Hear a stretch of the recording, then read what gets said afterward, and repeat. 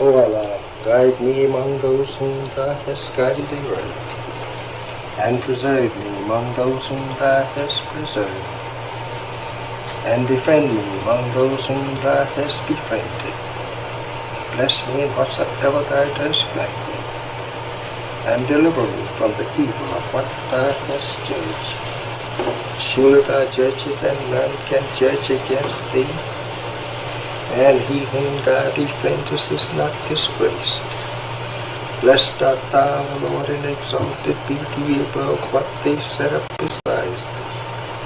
I bear witness, nothing deserves to be served besides Thee, and I bear witness that Muhammad is Thy servant and apostle. Amen.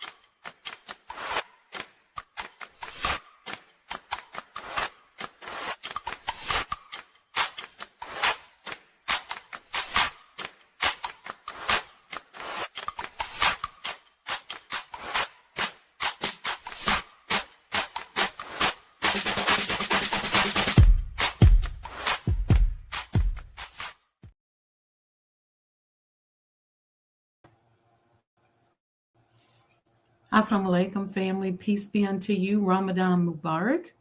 Hope everyone is doing well this morning.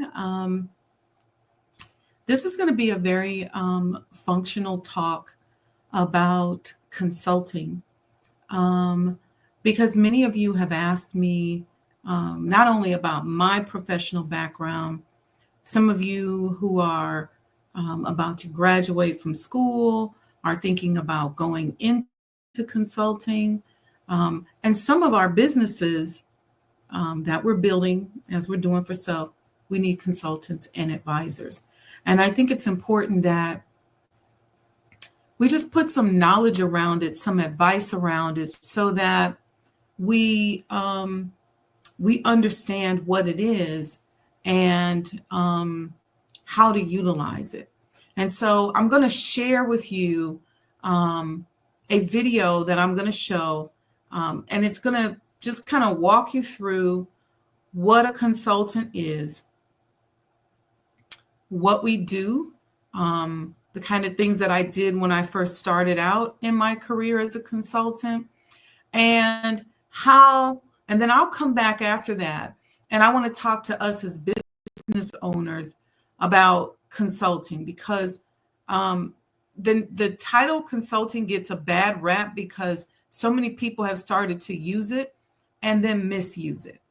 And so as a business owner, you ought to know how to use a consulting firm, how to use a consultant like myself, and why it's beneficial. And I'll tell you off the bat that oftentimes at lower levels of business, people compete. But then when you get into that multi-million-dollar business level, that higher level, people collaborate. And the collaboration sometimes looks like partnerships. Sometimes it looks like consulting and advisory relationships. But if you are trying to take your business to that next level and you're still competing and you still have a competitive mindset and you don't know how to choose a collaborator, you don't know how to choose an advisor, you don't know how to choose a consultant, this is going to be beneficial to you, because you should not be at that plateau in your business going, I really want to move to the next level, but I hate collaboration, or I hate advisors, or I hate consultants. A lot of times it's because you didn't know how to choose it and you got ripped off, and somebody wasn't clear with how they were going to advise or consult you. It's very, very important, especially when you're moving into areas of business that you've never been in before. If you've done it before and you know what you're doing, then okay. But if you want to expose yourself to different ways of thinking, new ideas, somebody who's got that muscle, then choosing the right kind of consultant or the right kind of advisor can really, really be beneficial to you. Okay. So I'm going to show this video. It's going to give you some basics, because I know when I was running around the country as a consultant, I think a lot of people, especially people that I know, were probably like, what is this? And even when I say my background is in consulting, and it's probably one of the greatest career choices that I made. And I know that it was divine because I didn't really know what it was. I just knew in college that I wanted to be a business consultant. And I knew right when I graduated that I wanted a job like that, because I wanted to have experience where I would be in and out of a lot of different businesses, getting exposed to a lot. I wanted to travel. I wanted to be put in a position where I could build businesses and advise people on how to build businesses. And so I initially went into public accounting, because back in those days, the only way to get into the consulting world was to go through the public accounting route. And then some years later, with the corruption from Enron and WorldCom through the Sarbanes-Oxley Act, they split consulting and public accounting. And what used to be sort of a good old boys network, then at that point, that regulation somewhat opened it up for people like me to be able to wedge in and get in the door. And so that's just kind of that professional evolution of it. But the beautiful thing about it is that as a consultant, I developed certain skill sets and certain professional muscle that allowed me to be able to analyze, build, develop, and put plans together very quickly, and to have a very keen eye. So much so that when I went into building my own businesses, I just kind of would pretend like I was my own client. And you'll see in the video here that it's a lot like being a doctor, which is how I ended up getting an honorary doctorate degree, because I understood the concept and the process once I got into medicine. And I was able to follow a certain pattern that made sense to the patients, to the clients. And so you'll see some of that on here today. And when we tie that in with Ramadan as professionals, you know, Allah is like, he's obviously more than this, but it's like a consultant. And I even sort of interact with Allah like a consultant. And I'll say, how should I be, how should I think on this? What's the best decision? And as I'm going through different scenarios, sometimes I'll sit down and I say, okay, Allah, I got to go over this with you. And I look at it like a consulting client almost relationship sometime. And so let's take a look at this video. I want you guys to be interactive. Ask me any questions in the chat that you want. And I will be right back.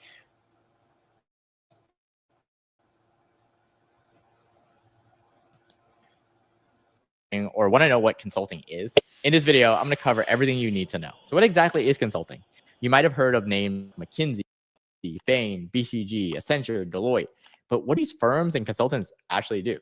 Well, the best way to think about what consultants do is think about your doctor. But instead of treating patients like me, consultants will treat a business. Like a doctor, a consultant will do a couple of things with a business. When you think about a doctor, there's a couple of things that every doctor will do when you come in for a visit. First, the doctor will assess your symptoms. Then they'll provide a diagnosis. Third, they're going to give you a prescription. Fourth, they're going to provide some bedside manners. That is, what do you have to do when you're in between visits? Fifth, they're going to provide some follow-up care just to make sure you're getting better. A consultant will do the same thing. Well, let's imagine, for example, Coca-Cola is having issues with one of their products. They're wondering, why isn't this product selling better? So they might hire some consultants to come in. And the consultants will do exactly what a doctor does. First, they're going to set the symptoms. For example, they're going to look at the product line and think about, why isn't this drink selling well? Is it the price? Is it the packaging? Is it the taste? Is it the lack of marketing? Like, what's happening? And once they know what the symptoms are, they're going to look closely at it and provide a diagnosis. They might think, you know what? The problem here seems to be marketing enough. And then what they'll do, exactly what the client, Coca-Cola, needs to do. And then finally, they're going to follow up just to make sure how the marketing campaign went. Just to sure that Coca-Cola was able to get the outcome it wanted when it hired the consultants. So that's just an example of what consulting is like. And if that type of problem solving really resonated with you and you thought, oh, I can see myself doing that, being a consultant might actually be a really great career path for you. And why? About the major reasons. The first off is the compensation. In fact, most consulting firms and consultants pay in the top 5% of global earners. So imagine, even if you're like a 21-year-old leaving out of college, you're already making 6 figures from your first day. That's a pretty good sizable compensation. And of course, this only increases the further out you go in your career as well. So even if you have like a couple of years and you want to make a career change to consulting, most likely you're going to get something. And that's just the compensation. So besides earning on the top 5% of earners just on your base alone, you're going to get performance incentives as well as a sign-on bonus when you actually get the offer. That's a lot of money to start off with. But beyond just the compensation, there's a lot of other benefits as well. For example, consultants have a long being responsible as to the client. Nice. He loved consulting because of the travel. By the time he quit his consulting job, he had so many points that for the rest of his life, he never has to pay for another plane ticket or a hotel upgrade, because he's so nice traveling so many planes that airlines basically give him so many points and hotels have given him so many points that all his vacations moving forward for the rest of his life pretty much already paid for. So that's just a benefit of traveling. Beyond that, you also get the world's top healthcare as well as retirement, because the firms you work for want to make sure that you're in top health and that you're set up for retirement. What? So they're going to give you the best healthcare as well as the best retirement fund possible. Third, a lot of firms also have an education fund. So this could be, for example, you decided to take an online course, or you actually going to get another degree. For example, if you're an undergrad, you might want to pursue an MBA, and the firm will pay for your MBA, assuming you come back to work for them for a few years. But beyond just the monetary benefits, there are also a lot of benefits for working in consulting. For example, you get some of the best mentorship that you can possibly have. These are people who have been in the business world for more years than you've been alive, and they're literally next door to you working. So it's so easy for me to be able just to knock on the door. For example, if I was thinking about entrepreneurship and there was someone who sold their business for $500 million and decided to become a partner at the firm, I was able to just schedule time on his calendar and be able to talk to him. And also the friends I made. The type of people that come into consulting are the people who are very ambitious, people who love learning, that likely share a lot of the values that you have. So some of my best friends to this day are people who I met during my time in consulting. And when clients bring in consultants, they're bringing in consultants to solve big problems, because you're not going to go in there and decide what color the chair should be in the waiting room. For example, how should the Bill and Melinda Gates Foundation spend their next $1 billion if their goal is to eradicate malaria? And because you're working on these high impact projects with these big clients, you're always going to be learning different skill sets. whether it's how to analyze a problem better, how to structure your thoughts, how to build confidence, or how to lead a team. You're always going to be learning as a consultant. And once you decide to leave consulting, the whole world is open to you. You have so many exit opportunities. For example, you might decide to stay in business and maybe your goal is to be a CEO of a big company. You might end up being the CEO of Google, Microsoft, or Starbucks. Or you might decide that you want to take your career completely different. You might end up being a Grammy winner like John Legend. Yes, John Legend was a consultant as well. So you can kind of see that all different types of people start their careers in management consulting. And that brings up another benefit of working in consulting, which is the career growth. Even if you only stay in consulting for a few years or you decide to stay until you retire, you're always going to be progressing. So all of these firms, early in your career, you can expect a promotion anywhere between 6 months to 2 years. And every time you get promoted, there's going to be another 30, 40% pay raise. So you can imagine there are very few career paths that allow you to be able to do that. And that's a huge benefit why people want to stay in consulting. But if you are curious about what the progression is like at a consulting firm, it's pretty fast. So this is what a typical path will look like. For example, if you're straight out of school, you'll start off as an analyst. The title itself will change from firm to firm, but we'll call it an analyst at the lowest level. You'll stay there for about 2 to 3 years before getting promoted to associate. You can also enter associate as an MBA, or you might go get your MBA and then come back and the firm will pay for it. And you'll stay there for about 2 to 3 years before becoming a project manager, which is another 2 to 3 years, before finally becoming an associate. Lasts typically about 2 to 4 years. And then you'll make partner for about 3 to 5 years. And then finally, you'll be a senior partner. So you kind of see here, the option is really quick. And at all levels, you're always going to be learning, up leveling yourself. So at this point, you might be thinking, whoa, there's so many benefits to working in consulting. So what's the catch? Well, presenting all the side, which is working in consulting actually takes a hit on your work-life balance. If you're someone who likes having a 9-to-5 job, someone who expects to work 40 hours a week, expects to go home to your bed every single night, consulting is probably not the right career path for you. As a consultant, you are paid a lot and you are benefits and perks, but that comes with a trade-off of high expectations from the client and from the firm that employs you. So if you want a job that's 9 to 5, 40 hours a week, you know that you're not going to work the weekends ever, and that you're going to be able to go home in your bed every single day, consulting is probably not the right career path for you. While you're not going to be traveling 365 days and crazy like that, there are some sacrifices you do need to make when you are pursuing a career in consulting. For example, traditionally, consultants will work about 50 to 60 hours per week. So there's a lot of factors that can affect how many hours you work. So for example, it could be the project timeline. If you have 2 weeks to work on a project versus 2 years, then the 2 weeks is going to be a lot more intense. Second is the type of project. If it's a project that you and your team and your company have done over and over again, you probably have templates and shortcuts. But if it's the first time you're doing a certain type of project, you can expect a lot harder work because you're still trying to figure out the process. Third is you have to think about travel involved. For example, if you have to fly 5 hours to get to the client, you have to factor in things like getting to the airport, the flight, getting from the airport or to the client site, getting to the hotel, back to the airport, flying back to your home. So you can kind of see that those actually hours as well. So travel has a big component to do with it as well. And finally, it has a lot to do with the team that you're on. For example, if there's a lot of work, but very few people on your team, then per person, a lot more work than if there's a little bit of work and a big team. So a lot of that really does vary. And there's a lot of factors that go into a project, but you can expect about 50 to 60 hours a week. And there are some projects where you'll work 60 to 80 hours per week. I know that's from my experience as well. So for example, one of my very first projects, we had a small team and it was a 3-month project, but we were working with a local school system. So it was a pro bono project. So as a result, I basically worked about 50 hours during that week, just trying to figure, the problem we were trying to figure out is how to train best teachers in the school district. So I got to interview teachers and get to know them on a personal level. So you can imagine that type of project is a lot more chill than the next project I had, which was a 2-year project where companies were thinking about merging, and we were on a 3-week project. And so I ended up working the weekends, working about 80 hours, actually some weeks even more during that time period. So you can kind of see that the extreme of what consulting can do there. So that's just some of the examples of how intense the hours can work and the trade-offs you have to make in your personal life. And then there's also lifestyle considerations as well. As I mentioned, consultants travel. Some people really love traveling. Like I mentioned earlier, the friend of mine ended up racking so many travel points that he's never has to pay for another hotel or another plane ticket in his life. He really loved traveling. But for me, that wasn't quite it. I was like, you could put me in a home bed. So when I did travel for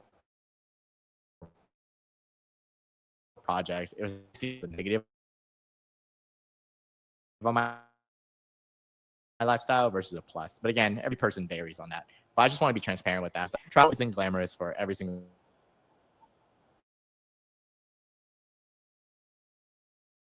It's like, what's your reason for wanting to work in consulting? So it could be for numerous reasons. For example, you already know what you want to do, and working in consulting is like a stepping stone towards that. So for example, if you wanted to work in private equity or venture capital, and you know that having consulting sphere help you land those jobs, then that's a consideration. On the other extreme, if you don't know what you want to do, but you want to use consulting as a time to explore different projects, different functions, different organizations, different industries, different clients, that's a great reason, right? Is to be able to figure out what exactly do you want to be able to do with your life. And both extremes are different, right? But the goal is that you have to have a reason for why you want to work in consulting, because you're going to be giving up a lot of your lifestyle as well as your want the trade-off to be worth it for you. So even if you only work in consulting for 1 or 2 years, I want you to feel like those 12 to 24 months are going to be worth it for something in the end.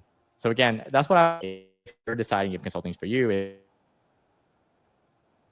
10% of the world when it comes to what consultants actually do. In fact, I actually want to help. All right, so I know that was a long video, but I think it was necessary for you to just kind of get it. So when I say that there was a point in my life where I said, if I never see a hotel again, I was okay, then that was it. It was during that time. Here's the other side of that. As he was explaining some of the projects, you got an idea of how companies utilize us as consultants. Anything from, if you go to a smaller firm, oftentimes, which I was at a big firm where oftentimes the projects are longer. So you might have like 9 month projects where you kind of relax and settle in.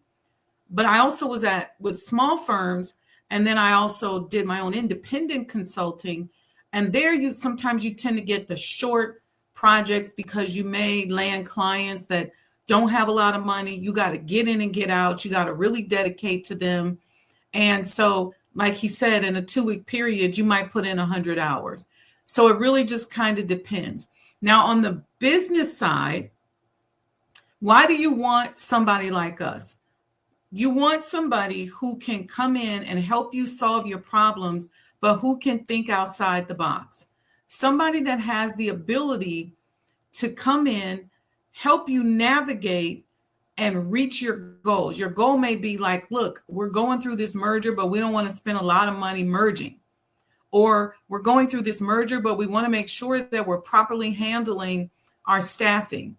So there may be staffing. You may say, we're going through this merger and certain departments are going to be eliminated. And then some departments we're going to keep. And we need you to help us figure that out. You may say, we're going through this merger, or I'm trying to sell the company and I need a valuation. I need to understand what's important. There's those kind of things. Sometimes people bring you in to do product consulting.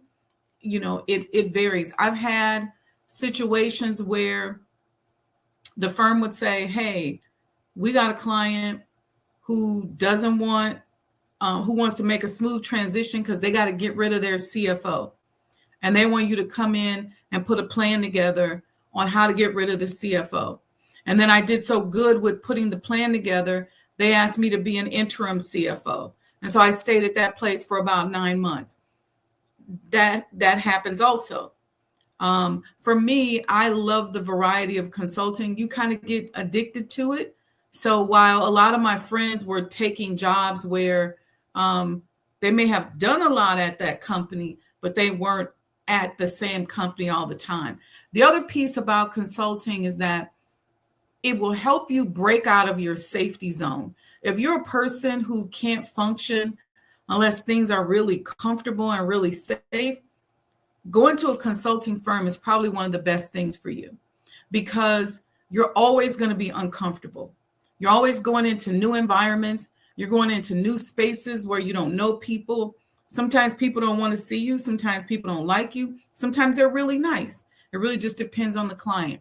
But it helps you not worry so much about what other people think, but on how to really and truly be effective. And I think it's one of the best career choices for becoming an entrepreneur, because you learn so much and you learn to get out of your own head. one of the biggest challenges that we have as entrepreneurs is that many of us are so incredibly emotional. And so learning as a consultant, you get out of that emotional stuff relatively quickly. And you'll have some clients that are very conservative. You'll have some that are not. And so you learn that balance as well. But I would say it was probably one of the best career choices that I could have made. Now, yeah, work-life balance is definitely going to be impacted. Most consultants tend to marry and date other consultants. For me, as you can see, I'm a Black woman, I'm a Muslim, and I didn't meet a lot of Black men or Black Muslim or Black conscious men in the consulting world. And so, you know, that aspect of meeting and marrying somebody in the consulting world is a challenge.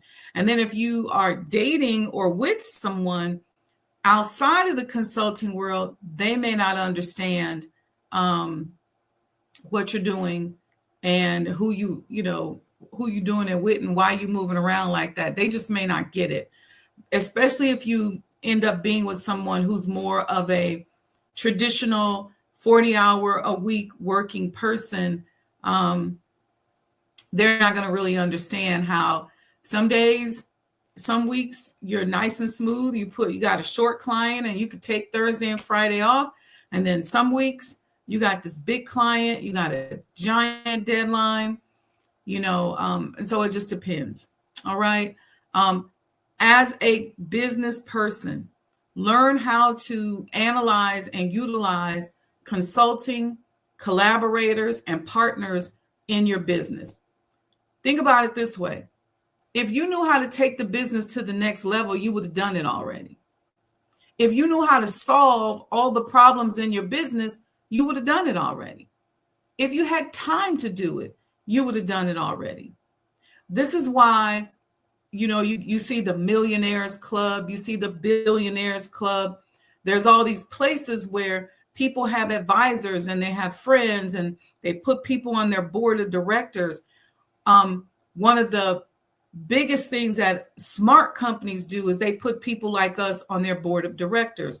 Why? Because we can think through a number of different scenarios. And at that level, it's all about collaboration.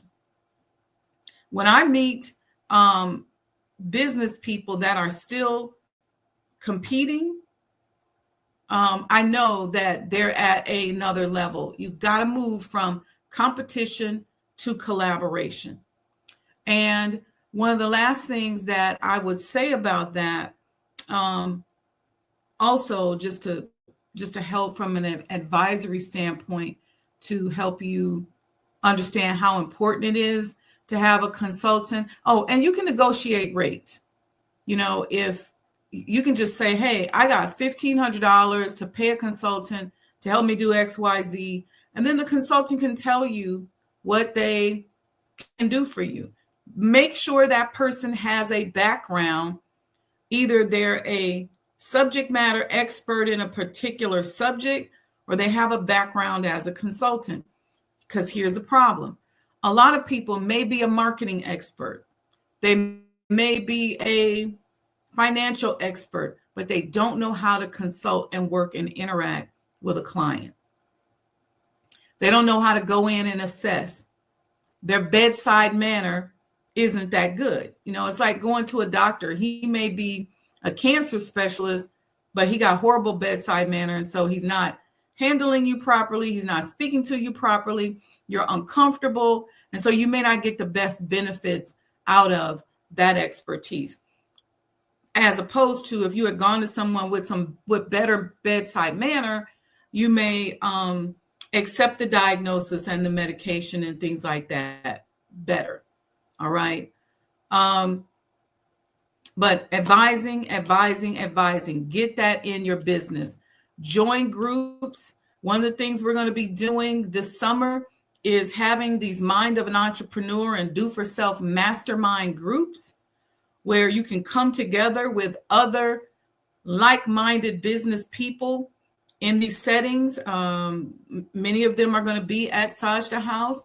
That house has a history of advisory and consulting and collaboration. So we said, what better place to do it? Because then you can join some kind of group where you can utilize the brain power of other people. It's very, very amateur to say, you know what, I don't care. I don't want to talk to nobody else. I'm just going to do what I want to do, how I want to do it, and when I want to do it. It's very amateur because there's going to be a lot of things that you can't see, that you can't do. And even if you are in love, if you have a heart for something, if you've never done it before, you want to deal with those kinds of pitfalls and risk factors up front, potential pitfalls. Okay. So to talk about really quickly the history of that house when it comes to consulting and advisory. The house was built in 1902 by William French Burrell. He was the president of the Libby's Food Company. He also was a Jewish Mason, and he had some form of rank in the Masonic order that he was a part of. And in that Masonic order were a number of different businessmen and women, including his future wife, Louisa Libby, who was the heir to the Libby's food throne. At that time, he was a meat canner and a meat packer. So he was close to people like the Swifts and the Oscars and the Myers. And she was a member of the Daughters of the Revolution. So she had her own little networking.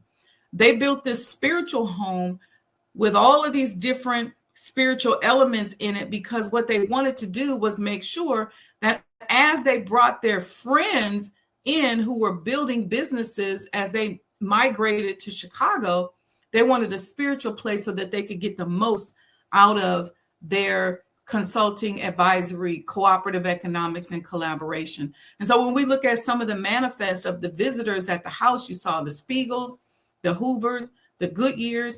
And in reading some of that, which we'll share it even at some of our mastermind groups, they would come together.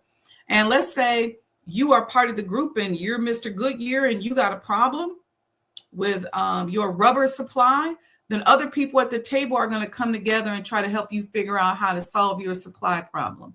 If you come to the group and you're the Roebucks from Sears and Roebuck, or you're the Spiegels, or you're Mr. Montgomery Ward, and you say, hey, we got a retail issue, or I want to sell Levi's and they acted crazy with me, so how do I make my own jeans?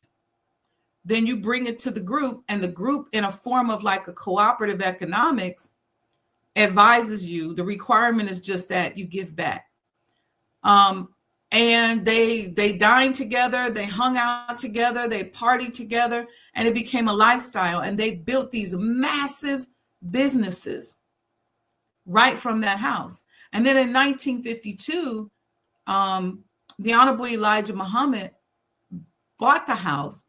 At that time, it had been turned into a rooming house. And the reason why it was turned into a rooming house, we think, is because the Libbys passed away and died off. There was a woman who was a descendant of Louisa Libby who actually spoke to.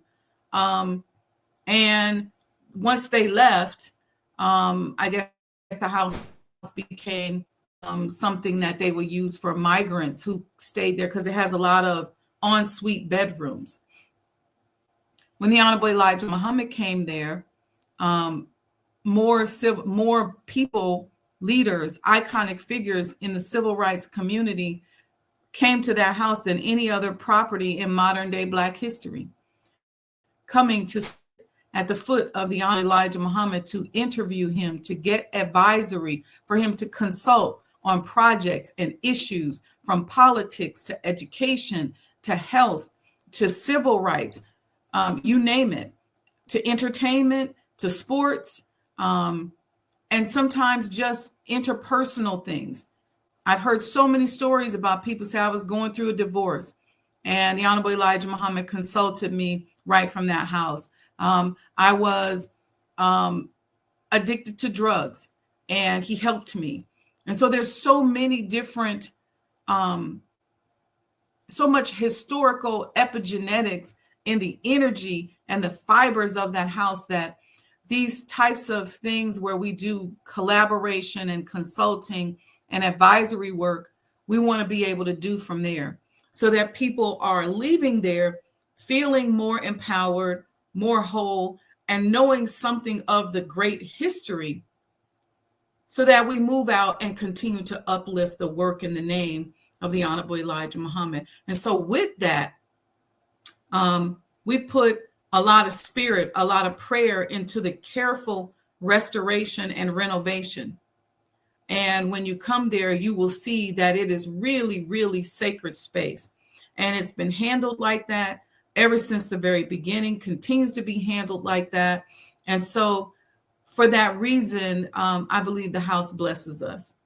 And again, as I mentioned, from there, we will continue to tell the history and uplift the history of the Honorable Elijah Muhammad, and then utilize some of those skill sets and benefits of the history to help us right now, today, in modern day times.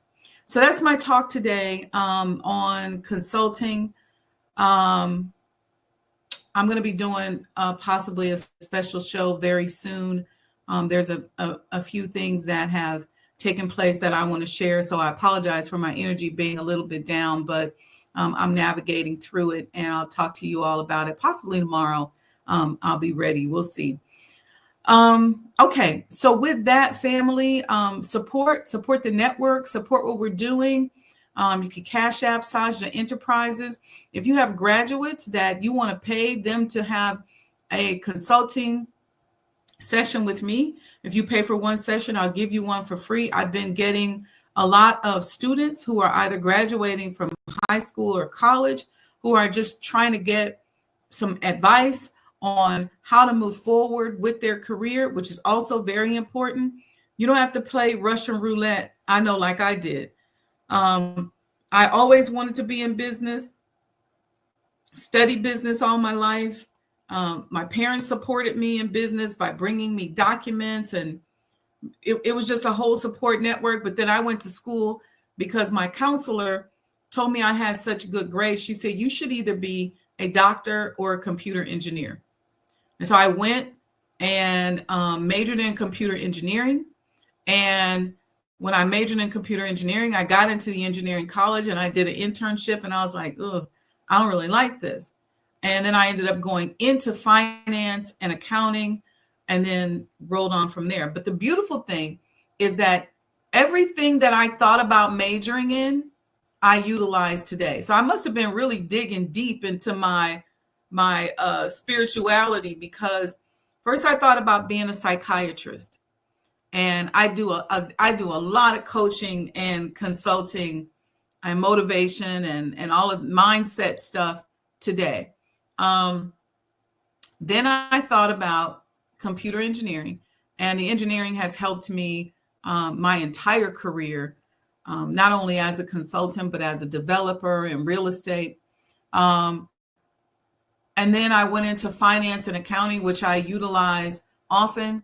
So, but I probably spent extra money. I even stayed an extra semester and got a dual degree just because I had so many extra credits trying to figure out what I wanted to do. Okay. So thank you all. Peace and blessings, you all.